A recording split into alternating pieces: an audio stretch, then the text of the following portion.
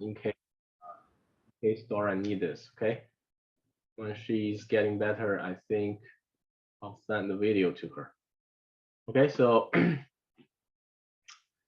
as I said, the complex numbers have the largest scope, and complex numbers include real numbers and imaginary numbers. Real numbers correspond to the numbers on the number axis. So each point on the number axis corresponds to real numbers. And imaginary numbers are numbers such as 2 plus 3i or 1 plus 2i. That means the imaginary numbers has a form a plus bi, where b is not 0, right? If b is 0, that means this number is a real number. Understand? So basically, complex numbers include real numbers and imaginary numbers. And in the real number set, real numbers include rational numbers and irrational numbers. So what are rational numbers? Okay, see the concept here.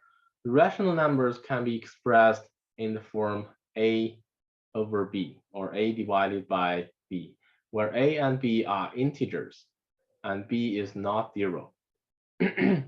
These are called rational numbers. Whereas irrational numbers is all real numbers which are not rational numbers, such as pi, e, or square root of 2, or log base 10 of 3, etc. Understand? These two types of data comprise of the real number set. And in the rational number set, there are integers and non-integers. Integers is not very difficult to understand, right? Integers such as -3, -2, -100, 0, 1, 2, 3, 4. These are all called integers, right? Except that all the other numbers in the rational number set are called non-integers. And of the integer set, there are some numbers called natural numbers. Depending on the context, sometimes the natural numbers include 0, and sometimes it does not include 0. So the natural number set is denoted by n or n0 or n1.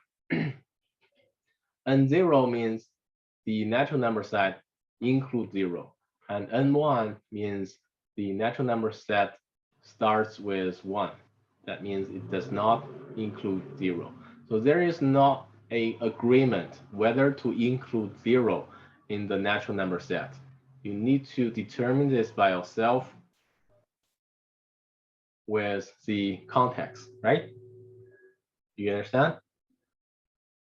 Sometimes the natural number set includes 0, sometimes not. You need to determine this by yourself through the context. But I think in your textbook in the high school here in Ontario, the natural number set should start with 0, right? But you need to know that sometimes people define the natural number set which does not include 0, okay? So please pay attention to the special case here.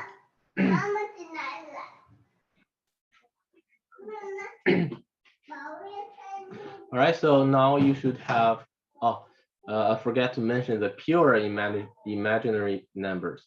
Pure imaginary numbers means for any imaginary numbers a plus bi, a is 0, so this item does not exist, and b is not 0. So pure imaginary numbers have a form bi, where b is a real number that is not 0, and I is called the imaginary unit. You understand?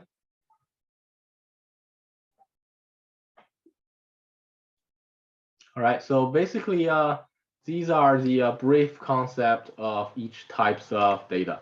You can use the table to review after the class, okay? Now, I hope you can have a overview of different types of numbers. Okay, so let's have a look at some other related concepts.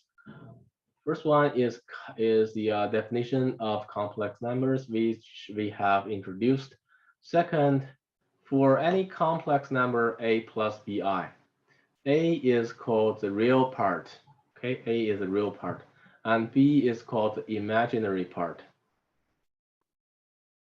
Okay, two other concepts. What is real part? What is imaginary part? And the set of complex number is often denoted by C. So C is complex number set. R is real number set, right? And Z is the integer set. N is the natural number set, right? These are the commonly used letters to denote different types of number sets. Understand? Again, you can always refer to the table here, okay? And Q is often used to denote the rational numbers. I is for imaginary numbers, right? Okay, next concept. Just like we can denote, we can use a number axis to correspond to any real numbers. Real numbers corresponds to the point on the number axis. We can also use the complex plane to correspond to any complex number. So that means, for example, if we have a complex number z, which is x plus I, y, this is a real part, right? And this is the imaginary part. We use the horizontal axis to denote the real part, and vertical axis to denote the imaginary part. So for any complex number, we can have a point that corresponds to this number. Z equals x plus y I. Understand?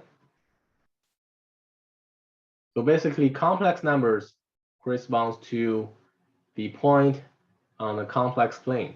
Real numbers corresponds to the point on the number axis. Understand? Complex numbers corresponds to complex plane. And real numbers corresponds to number axis.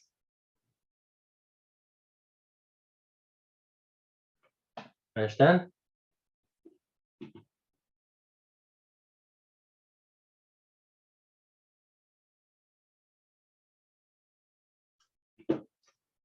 Okay. Next concept is called the conjugate. So conjugate of a complex number a plus bi is a minus bi. What does this mean? This means the product of these two complex numbers is a real number. For example, 7 plus 3i is a conjugate of 7 minus 3i, because product of these two numbers, if you calculate, this is actually 7 squared, right? Minus 3i squared, which is 49 plus 9, right? Which is 48, which is a real number. So if the product of two complex numbers is a real number, then these two numbers are conjugates of each other. Do you understand? And if z is a complex number, then we denote the conjugate of z as z bar. For example, the conjugate of 1 plus 2i, we use this sign to denote the conjugate of this complex number. Okay, just put a bar above this number. This denotes the conjugate of this complex number.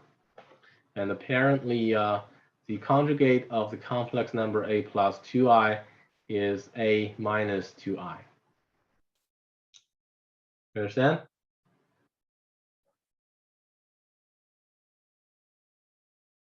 Okay, so let me ask you a question.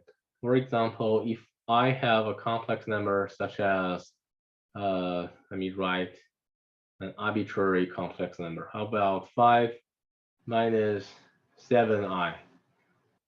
What is the conjugate of this complex number? Can you tell me?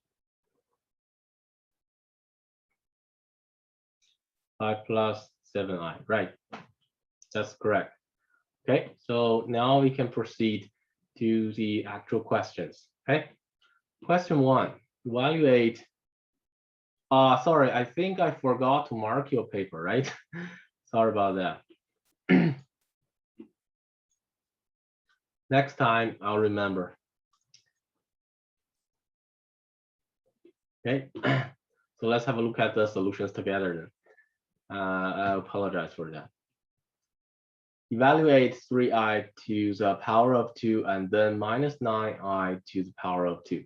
Okay, first of all, this is 3 squared multiplied by I squared, right? And we have already know that I is called the imaginary unit and I squared is minus 1, right? So the result of 3i to the power of 2 is minus 9. Okay, let me open your solutions. I'll mark them now.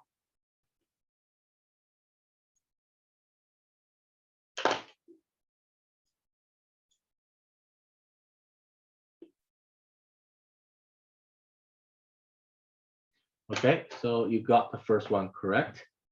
And minus 9i is minus 9 square I squared, right? Minus 9 squared is 81 and I squared is minus 1. So result of second one is minus 81. And you got this correct. Good. Okay, question 2. Suppose a is a real number. Can the square of ai be positive? So the square of ai is a square I square, right? And we know that I square is minus 1. So minus a square, right? And for any real number, a square is a non-negative number, right? So that means a square is always greater than or equal to 0, right? That means minus a square is always equal to or less than 0. So that means the square of ai cannot be positive, right?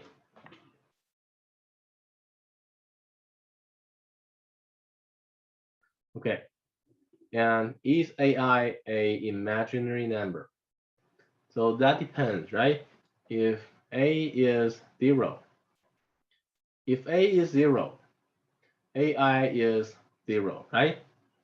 0 is, of course, a real number, not a imaginary number, because by definition, imaginary number has the form a plus bi, where b is not 0, right? So if a is not 0, we know that ai is indeed a imaginary number, right?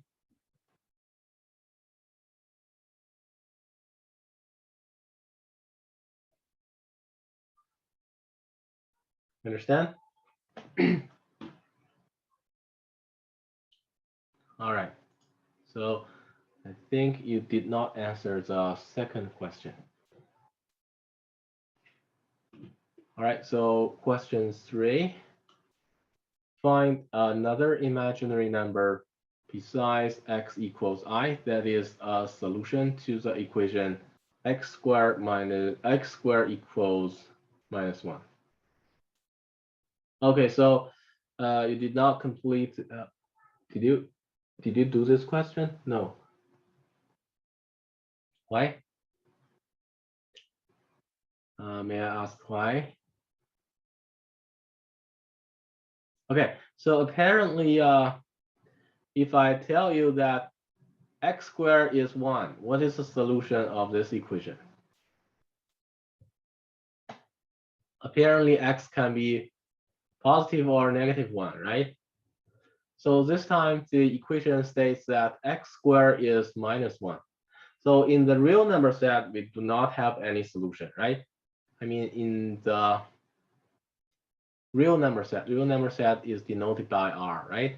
So if we consider this problem in the real number set, there is no solution. But this time, we consider the problem in the complex number set. Remember, I told you that complex number set is larger than the real number set, right? So if we consider it in the complex number set, apparently, can you tell me if I is one of the solutions? How about x equals I? Because I squared is minus 1, right? I is called the complex number, called the imaginary unit. Okay, so x, apparently x can be I, right? How about the other solution? Can you guess it now? If x equals I is a solution of this equation. Yes, the other solution in the complex number set must be minus I, right? Because when you put minus I in the original equation, minus I squared is I squared, which is also minus 1, right? So this question has two solutions. One is x equals I, and the other one is x equals minus I. You understand now?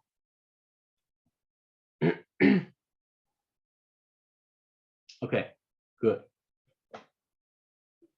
Please do remember to correct the assignment by yourself after the class, okay?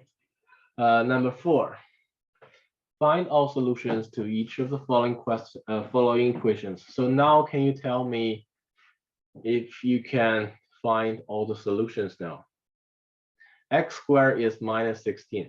In the real number set, of course, we don't have any solution, right? But now we consider, remember in this chapter, we consider all the problems in complex number set, right? If you consider it in the complex number set, can you tell me what are the solutions now? So note here, I squared is minus 1. I is an imaginary unit. Okay, so x can be 4i, right? Anything else?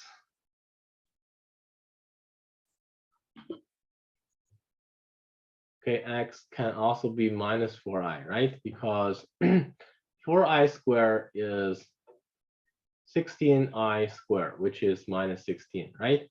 And of course, minus 4i squared is also 16i squared, which is also minus 16. So the question A has two solutions, right?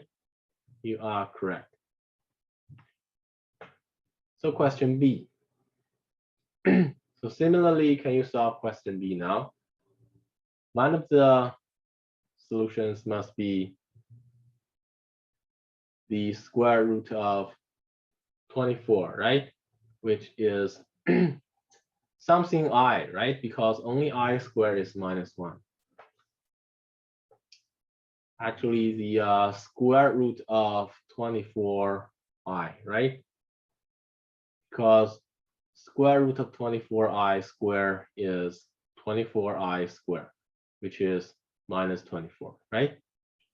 Okay, so square root of 24 is how many? Twice of square root of 6, right? You understand? Okay, so usually we'll write it in this way. We write it 2i in front and times square root of 6 in order to avoid confusion. The other solution, how about the other solution? Positive solution and negative solution, right? So the other one is negative 2i square root of 6, right? Okay, so you are correct. There has two solutions. All right, so let's have a look at the next one. Simplify each of the following expression. Okay, so we know that the in this chapter, the I stands for the imaginary unit, which is I squared equals -1, right? So I cube is I times I squared, right? So this can be simplified to -I, right? So your answer is -1. How did you get -1?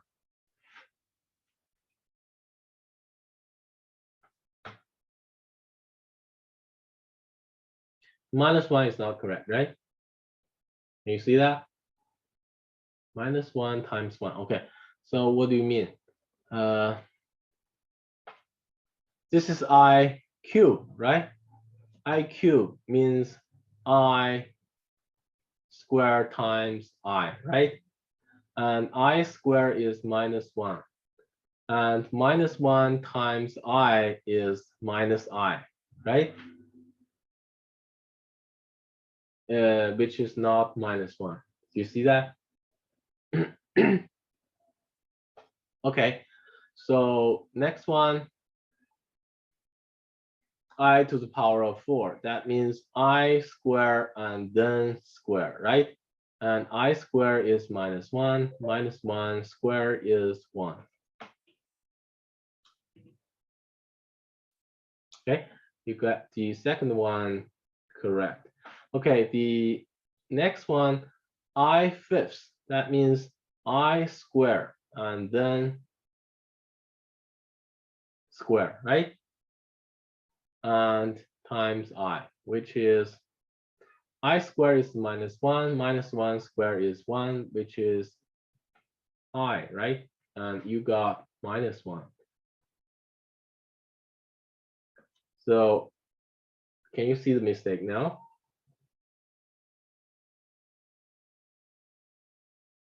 Okay, you understand? Good. How about the next one? Did you get it? Did you get it correct? Okay, have a look at your solution. Do you think you get it correct? So let me write it for you. This is I to the power of 6, right? This means I square and then cube, right? So what is a correct solution? I square is -1 and then cube is -1, right? So this is not +1, but a -1. Okay, so how about the next one? Did you get this correct? I to the power of 10. That means I to the power of 2 and then to the power of 5, right? So I to the power of 2 is -1 and then to the power of 5, which gives us -1, right? So please correct question E. Your solution is not correct. Next one, I to the power of 100. So how about this? Did you get this correct? I think yes, right? So this is I to the power of 2 and then to the power of how many? 50, okay? So I to the power of 2 is -1 and then to the power of 50. Of course, 50 is an even number, right? A positive number to an even number power, which gives us 1.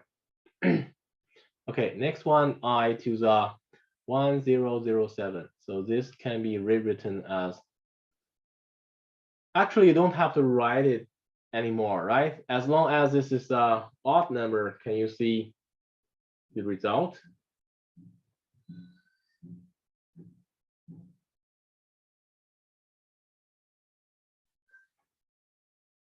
Well, let's write it then. I squared to the 1006 over 2 is 503, right? So I squared to 503 and then times another I, right? And this should give us I squared and then to the power of 503. 503 is an odd number. So can you tell me what's the result? Is it I or positive I? Well, it should be positive I, right? So be careful with this. Okay, last one. I to minus 2, 3, 1, 2. What is the result? So 2, 3, 1, 2 over 2 is 1, 1,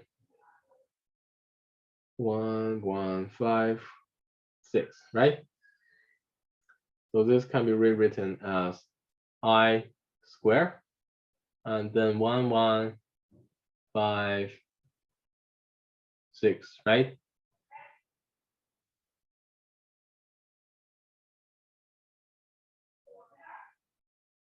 And then to the power of minus 1, right? Because it says minus 2, 3, 1, 2. Okay, so now can you tell me the result?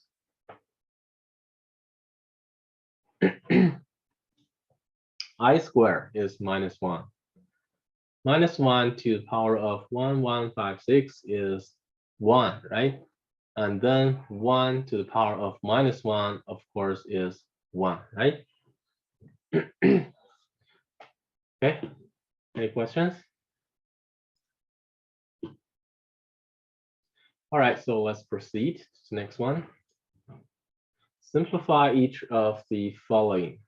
Okay, so this does not look very difficult, right? So for the first one, we can just combine similar terms.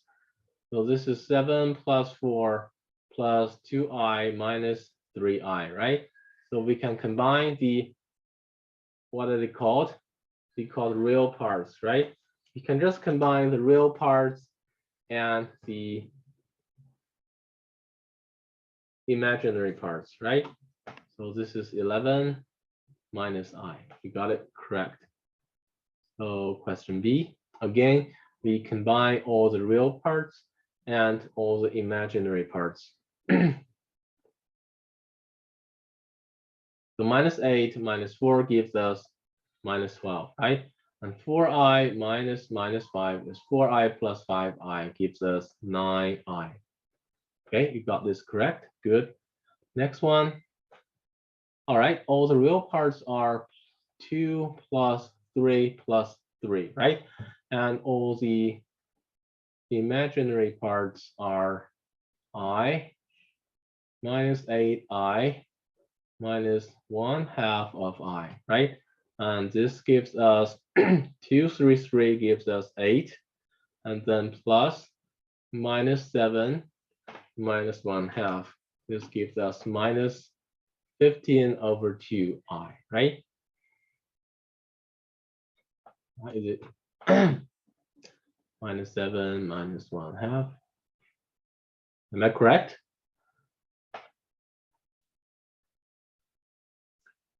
You gave us an answer 8 minus 6 I over 2. So which one is correct?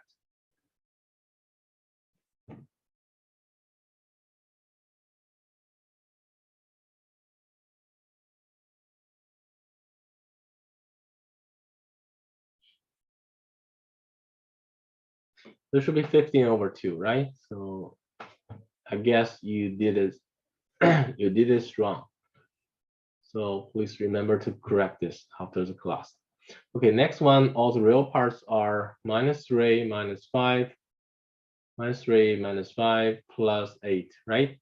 And all the imaginary parts are 2i plus 7i plus 2i, right? Okay, so all the real parts combined is 0. Is it 0? Plus 11i. So the final result I get is 11i, which you gave is -4 plus 11i. So which one is correct? Tell me. Your answer is -4. How did you get -4 there? There should be 0, right? So again, please be careful when you combine the similar terms. Okay, so any questions regarding question 6? No? All right, if not, let's have a look at question 7. Expand each of the following products. All right, so we can just use distributive laws to expand and combine all the similar terms then. So 4 times -2 gives us -8. And 4 by 3i gives us 12i, right? And then I by -2 gives us -2i. And I times 3i gives us 3i squared, right? And this is actually -8 plus 12i minus 2i. Note here, I squared is -1, right? So -3. So the final answer is -11 plus 10i. You get this correct?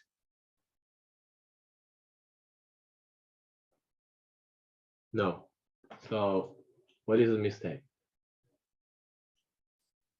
You forgot to distribute a -2 to the 4, right? Yes. I hope you can be careful next time. All right, next time. Next one.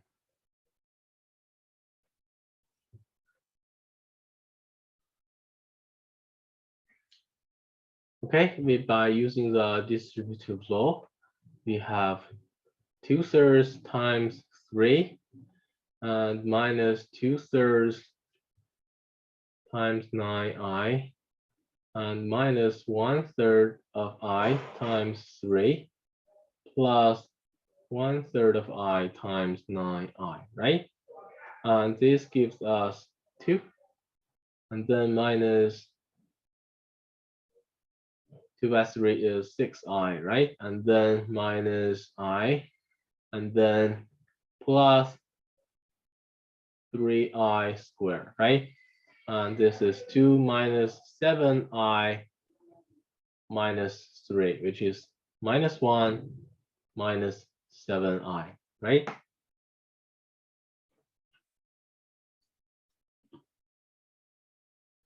So again, you get this wrong, right? You see the mistake? Okay, please remember to correct it by yourself, okay? Next one, again. So note here, these two numbers are actually conjugate to each other, right? So we can use the formula a plus b times a minus b to expand it. So this is actually 49 minus 3i squared, right? So 49 minus 9i squared, which is 49 plus 9, which is 58, right? Okay, so again, I did not do it correctly. So what is the mistake here?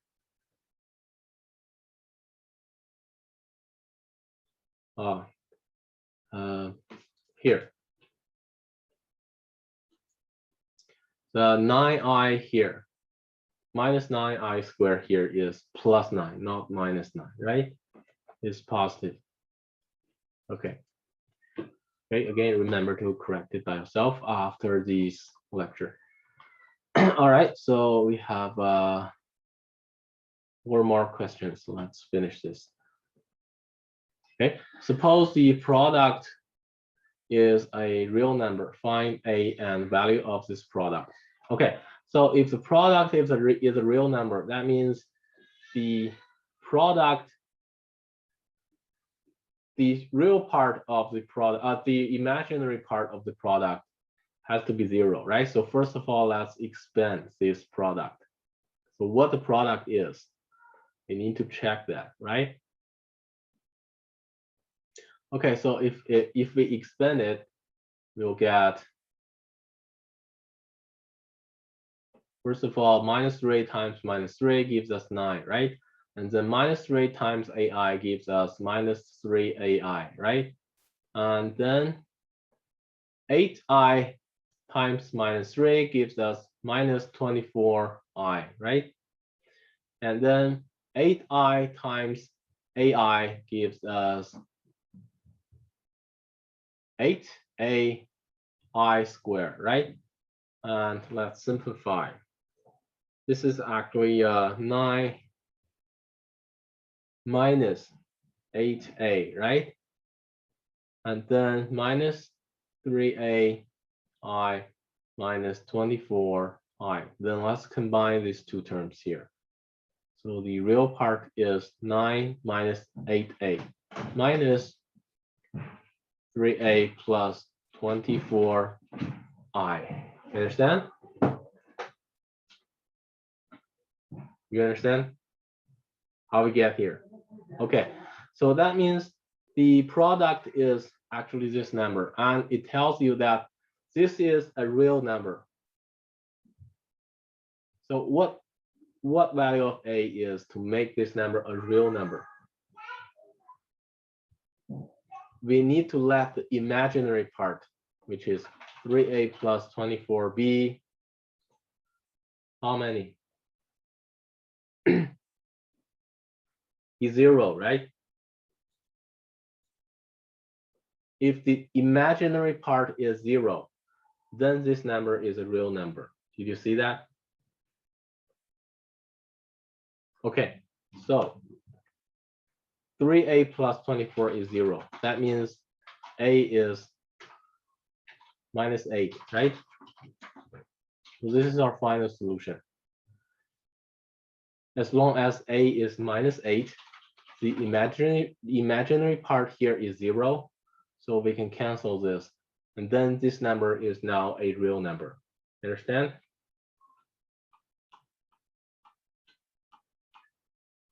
Okay, good.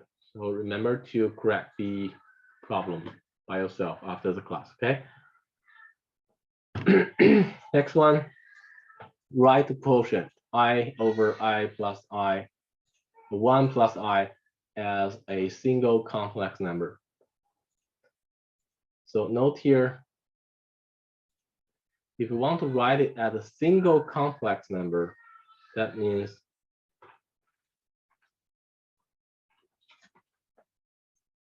how should we do it? How should we do this?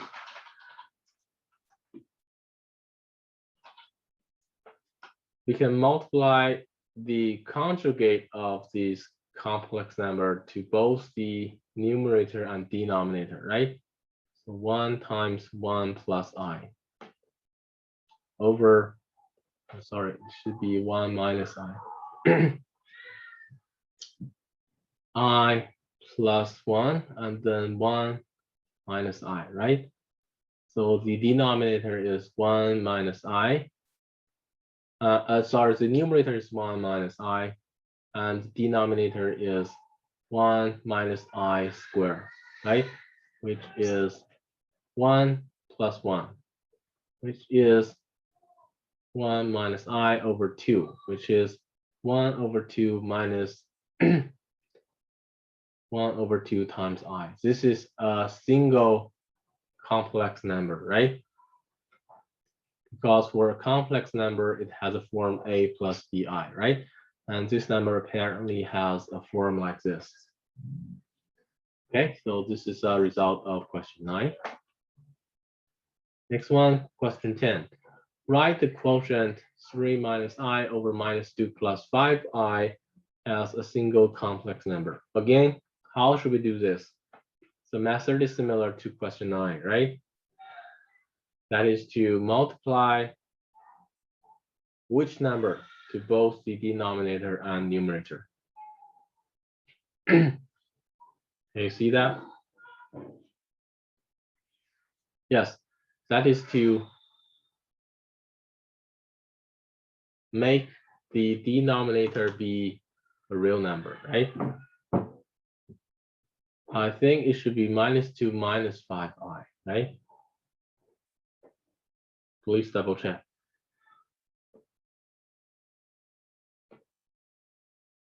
Positive or negative? The conjugate of this number.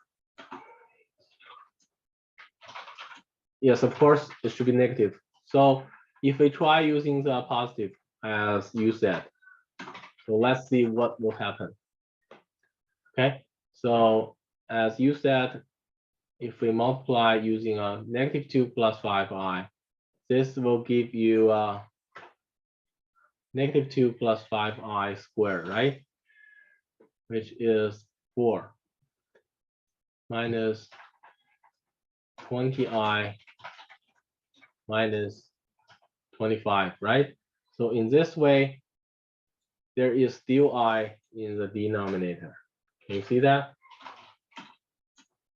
It does not achieve our goal. Our goal is to eliminate all the i's in the denominator. So this could not be correct. All right, so let's multiply both sides using the conjugate of this number, which should be minus 2 minus 5i, right? And again, times the same number to the numerator. So this will give us, first of all, for the numerator, this is minus 6 minus 15i plus 2i plus 5i squared, right? You can just expand it. And for the denominator, it becomes a plus b times a minus b, which is a squared, which is 4, right? Minus b squared. And let's simplify them. 5i squared is minus 5, so minus 11 minus 13i over 4 plus 5, right? So this is minus 11 minus 13i over 9.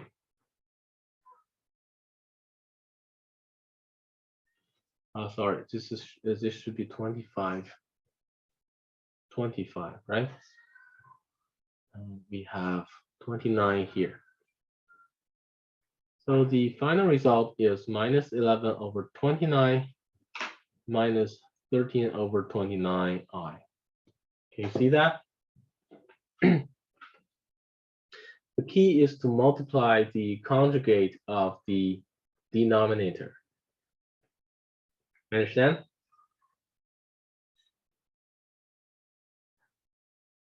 Okay. Next one. Evaluate the expression here. So we want to find the square root of this complex number, right? The square root of the complex number also has the form of a complex number, which is a plus bi, right? So we can let the square root of this complex number be a plus bi, right? And we solve for a and b, right? As long as a and b are solved, the root of this complex number is solved, right? So let's call this asterisk. So asterisk is equivalent to, we can raise both sides to the power of 2, right? So this means 7 minus 24i equals a plus bi to the power of 2, right? Which is equivalent to 7 minus 24i equals a squared plus 2abi minus b squared, right? Of course, here a and b belongs to the real number set, okay? And you know that this is equivalent to 7 minus 24i equals a squared minus b squared. This is a real part, right? And the imaginary part is 2abi, right? Now, can you see that how we can solve this equation? This is the real part, right? And this is the real part. And this is the imaginary part, and this is the imaginary part.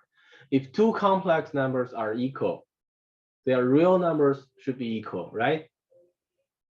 And at the same time, their imaginary parts should also be equal. Can you see that?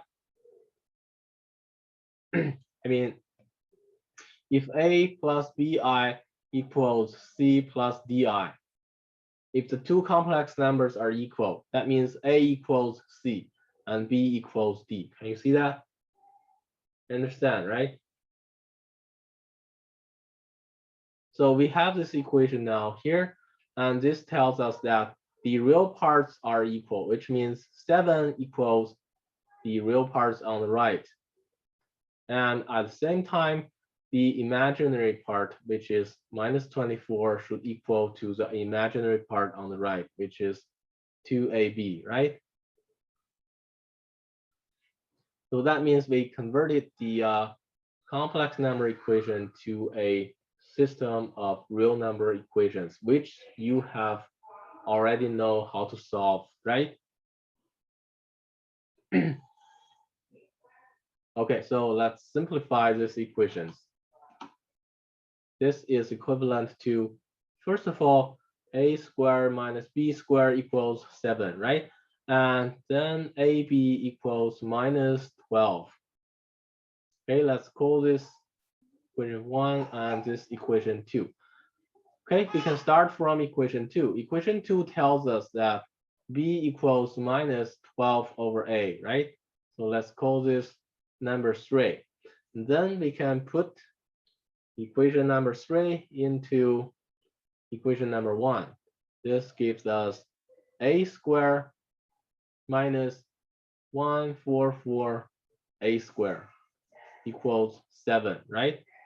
Which means a to the power of 4 minus 7a squared minus 144 equals 0. Can you follow me? And now we need to solve this equation, right? Which you have already know how to solve it. So apparently we can use trial and error method, or AKA the cross product method. A to the power of 4 can be split to a squared, right? And minus 144 can be split to 16 and 9, right? And by cross product, we'll get minus 16 squared plus 9a squared, which gives us minus 7a squared, which is exactly the term in the middle, right? So that means a squared minus 16 times a squared plus 9 equals 0, right? So that means a squared is either 16 or a squared is minus 9, which cannot be true, right? Because a is a real number. Any real number squared cannot be a negative. So that means a squared equals 16. Therefore, a is either 4 or a is minus 4, right? So there are two sets of solutions. When a is 4, how many is b? We can put it back in either equation 1 or equation 2, right? So when a is 4, apparently b is minus 3, right? And when A is -4, B is 3, right? You see that?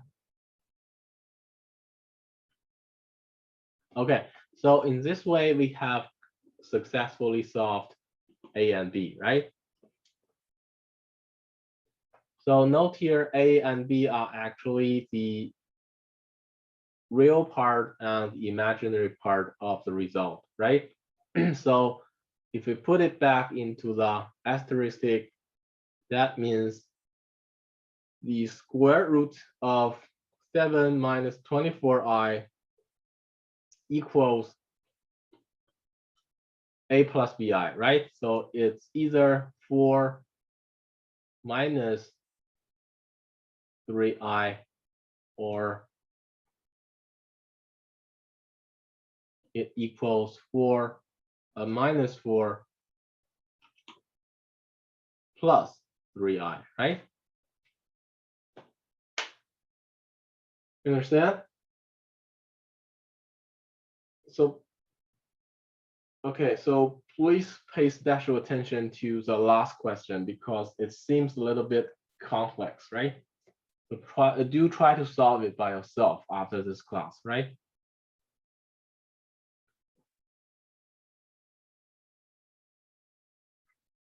Okay, so considering your performance of this assignment, I think we should practice 1 or 2 more times in this chapter 12. Sound okay? Okay, so I'll let you know when the new assignment is ready, okay? Probably it will be ready in 2 or 3 days. I need to spend some time to organize the questions for you. And if you have the time during these 2 or 3 days, please have a look at these questions. Do try to do them, correct them by yourself, okay? And if you still got time, please refer to the chapter 12, complex numbers. I think you got the book, right? Okay. This chapter is not very long, it's very short. So we'll practice, I think about 3 or 4 times, depending on your performance. Okay, so class is over for today. You're free to leave. Have a nice day. Okay, bye-bye.